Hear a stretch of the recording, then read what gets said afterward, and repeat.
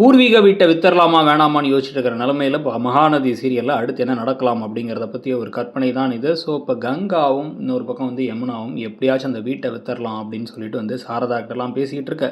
அதில் காவேரிக்கு துளி அளவும் விருப்பம் இல்லை அப்படிங்கிறது நமக்கு தெரியும்.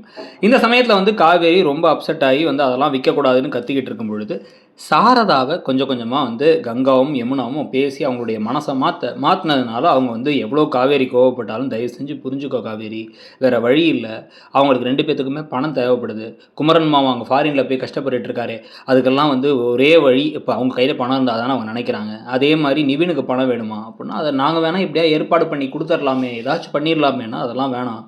இது வந்து என்ன இருந்தாலும் உங்கள் அப்பா உங்களுக்கு சொத்தாக தான் அதை வாங்கினார் காவேரி, அது இப்போ வந்து உங்களுக்கே பயன்பெறுது அப்படின்னா பரவாயில்ல, உனக்கு இன்றைக்கி பயன்பெறாமல் இருக்கலாம், ஏன்னா வந்துட்டு உங்கள் கையில் பணம் இருக்குது, பணம் இருக்கிற குடும்பத்தில் நீ வந்து வாக்கப்பட்டு போயிருக்க, அதனால் அந்த பணத்தை நாங்கள் வந்து உனக்கு கொடுக்க வேண்டிய பணத்தை உன் வைத்திருக்க குழந்தை பேரில் வேணால் பேங்க்கில் போட்டுடுறோம், மிச்சம் 2 பேருக்கும் வந்து கொடுத்துடலாம், நர்மதாவோட பணம் என் கையில் இப்போதைக்கு இருக்கட்டும், பேங்க்கில் போட்டு வச்சுருப்போம், அவன் நாளைக்கு காலேஜ் படிக்கும் போது இல்லை ஏதாச்சும் அவள் கல்யாணத்துக்கு அப்போ 2 ஒரு விஷயத்துக்கு அப்போ அதை யூஸ் பண்ணிக்கலாம், இல்லை மேல் படிக்கணும்னு நினச்சானா யூஸ் பண்ணிக்கலாம் அப்படின்னு ஒரு முடிவு பண்ணுறாங்க. இதை வந்து காவேரிக்கு ரொம்ப வருத்தத்தை கொடுக்குது. ஒரு நாள் கிளம்பி நான் எனக்கு ஒரு தடவை வந்து கொடைக்கானல் வீட்டை போய் பார்க்கணுங்க, ஏன்னா அதுதான் வந்து கடைசியாக பார்க்க போகிறதுன்னு தோணுது, எங்கள் அப்பாவுடைய நினைவெல்லாம் அங்கே தான் இருக்குது, அந்த வீட்டை வந்து பார்த்து கட்டினது எங்கள் அப்பாவோட காசில், அங்கேருந்து சம்பாதிச்ச காசில் கட்டினோம், அதனால் அங்கே போகலாம், போய் ஒரு தடவை எல்லாத்தையும் பார்த்து வந்துடலாம் அப்படின்னு சொன்னதுக்கப்புறமா வந்து சரி ஓகே எல்லோரும் சேர்ந்து போகலாம் அங்கே அப்படின்னு முடிவு பண்ணி இப்போ கங்கா யமுனாலேருந்து ஆரம்பித்து எப்படியோ நம்ம நினச்சதை சாதிச்சிட்டோம் அப்படின்னு எல்லோரும் கிளம்பி அங்கே போனதுக்கப்புறமா அந்த வீட்டுடைய ஒவ்வொரு செங்கலும் ஒவ்வொரு தூணும் சுற்றி இருக்க தோட்டத்தையும் பார்த்து வந்து காவேரி அப்படியே கண்ணெல்லாம் கலங்கி போய் இந்த வீட்டு மேலே எவ்வளோ மெமரிஸ் இருக்குது, இதை விற்கணும்னு நினைக்கிறாங்களே அப்படின்னு அங்கேயும் ஒரு தடவை வந்து யமுனாக்கிட்டையும் கங்காக்கிட்டையும் கெஞ்சி பார்க்குறாங்க, தயவு செஞ்சு இந்த வீட்டை விற்க வேணாம், ஹோம் ஸ்டே விட்டு மாதம் வர காசை கூட வந்து நீங்கள் 2 பேரும் பாதிப்பதே எடுத்துக்கோங்க, எனக்கு 10 பைசா வேணாம், நான் பார்த்துக்கிறேன், அந்த ஹோம் ஸ்டே வேணாம், நீங்கள் எந்த எஃபர்ட்டும் போட வேணாம், வேலையெல்லாம் நான் பார்த்துக்கிறேன், ஆனால் வரப்போகிற வருமானத்தை நீங்கள் வச்சுக்கோங்க அப்படின்னா எனக்கு ஒன்று நீங்கள் பொண்ணு அப்படிலாம் ஒன்று எங்கள் ஓன்ட்டு வந்து நாங்கள் பணத்தை எதிர்பார்க்கல, இது வந்து நமக்கு சேர வேண்டிய பணம் எங்களுக்கு தேவை இருக்குங்கிறத சொல்லிட்டோம், நீ உன் இடத்துல வந்து மட்டும் யோசிக்காத, எங்கள் தேவையை புரிஞ்சுக்கோ, அந்த வீடு அங்கே சும்மா தானே இருக்குது அப்படிங்கிற மாதிரியே திருப்பி வந்து கங்காவும் யமுனாவும் பேச காவேரி எவ்வளோ பேசினாலும் அதுக்கு எந்த ஒரு சொல்யூஷனும் கிடைக்கல. ஸோ இப்போ இந்த சமயத்தில் வந்து பார்த்திங்க அப்படின்னா இவங்க இந்த வீட்டை விற்க போகிறாங்கன்னு தெரிஞ்சு பசுபதி அண்ட் ராகினி இவங்கெல்லாம் வந்து வீட்டை விற்க போகிறீங்களாமே, அப்போ இதுக்கப்புறம் வந்து இந்த கொடைக்கானல் பக்கம் வரமாட்டிங்கல்ல, ஏதோ கொடைக்கானல்காரி மாதிரியே பேசுவேன், இந்த வீடு ஒன்றுதுங்குவா எங்கள் அப்பா வீடு அது இதுன்னு பேசினா இப்போ எல்லாம் எங்கே போச்சுன்னு பேசிக்கிட்டு இருக்கும் போதே இதை ஃபுல்லாக அப்படியே வந்து விஜய் கவனிச்சுட்டே இருக்கார்.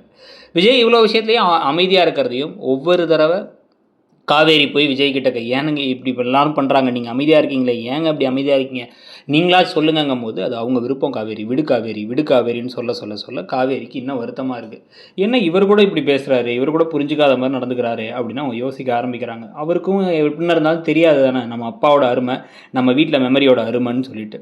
இதில் கடைசியாக இப்போ ரொம்ப வருத்தப்படுறது யாருன்னா பாட்டி, சாரதா, அதுக்கப்புறமா வந்து காவேரி 3 பேரும் தான். யமுனாவும் கங்காவும் வந்து 2 விஷயம், ஒன்று பணம் வருது, இன்னொன்று காவேரி ஜெயிக்கல, காவேரி நினச்ச மாதிரி ஹோம் ஸ்டே வைக்காமல் நம்ம நினச்சதை சாதிச்சிட்டோம் அப்படின்னு அவங்களும் பெருமையாக பேசிகிட்டு இருக்காங்க.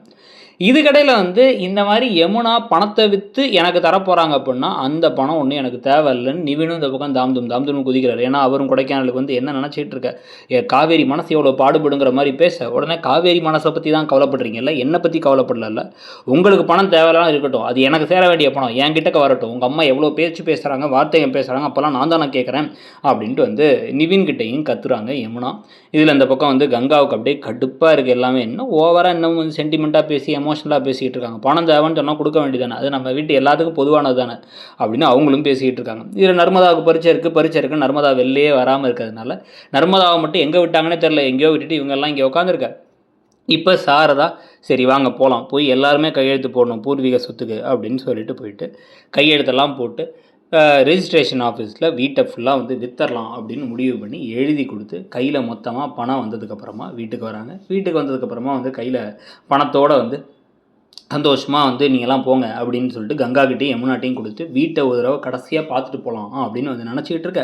அப்போ நேராக உள்ளார விஜய் வந்து ஏன் எங்கே கிளம்புறீங்க, நைட்டு இங்கே தங்கிக்கலாமே அப்படின்னா, எதுக்கு நைட்டு இங்கே தங்கிறீங்க, இங்கேயுமே தங்க முடியாது, இதுக்கப்புறம் நம்ம வீடு கிடையாது, இது எங்கள் அப்பாவோட வீடாக இருந்துச்சு, இனிமேல் யாரோட வீடாவோ ஆக போகுது, நம்ம ரூமில் தான் தங்கணும், ஒரு நாள் ரூமில் தங்கி நாளைக்கு காலையில் வந்து ஏதோ வந்து இவங்க வீட்டுக்கெலாம் குமரன் மாமா வீட்டுக்கெலாம் போயிட்டு வந்துடுவோம் அப்படின்னு சொல்ல, இல்லை எப்படி பார்த்தாலும் இது நம்ம வீடு தான், இது எப்படி பார்த்தாலும் ஓன் பேரில் தான் காவேரி வாங்கியிருக்கேன் அப்படின்னோடனே எல்லோரும் ஷாக் ஆகி திரும்பி திரும்பி பார்த்தா, ஆமாம் உங்களுக்குலாம் பணம் தேவைப்பட்டுச்சு. நீங்கள் இந்த வீட்டை விற்கணும்னு நினச்சிங்க. என்கிட்டக்க பணம் இருக்குது. எனக்கு இது நல்ல பிஸ்னஸ் ஆப்பர்ச்சுனிட்டின்னு தோணுச்சுன்னா, கன்ஸ்ட்ரக்ஷன் பிஸ்னஸ் அதே மாதிரி ரியல் எஸ்டேட்னு எல்லா விஷயங்களும் தானே பண்ணிக்கிட்டு இருக்கேன். அதனால் ஹோம் ஸ்டேவும் பண்ணலான்னு தோணுச்சு. அதனால் நான் தான் அந்த பணத்தை கொடுத்து என் கம்பெனி மூலமாக அந்த வீட்டை வாங்கினேன்.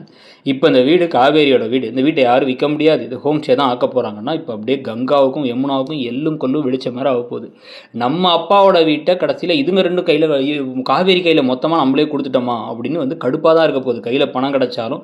ஏன்னா எவ்வளோ கொடுத்தாலும் சில பேருக்கு பத்துறது இல்லைங்கிற மாதிரி ஒரு விஷயம் தான் இங்கே நடக்குது. அதை பற்றி உங்களுடைய கருத்து என்ன? இப்படி கடைசியாக வந்து பணத்தை விஜயே கொடுத்து காவேரியுடைய வீட்டை வாங்க போகிறது அப்படின்னு வந்தால் உங்களுடைய கருத்து என்னங்கிறத சொல்லுங்கள். தேங்க்யூ.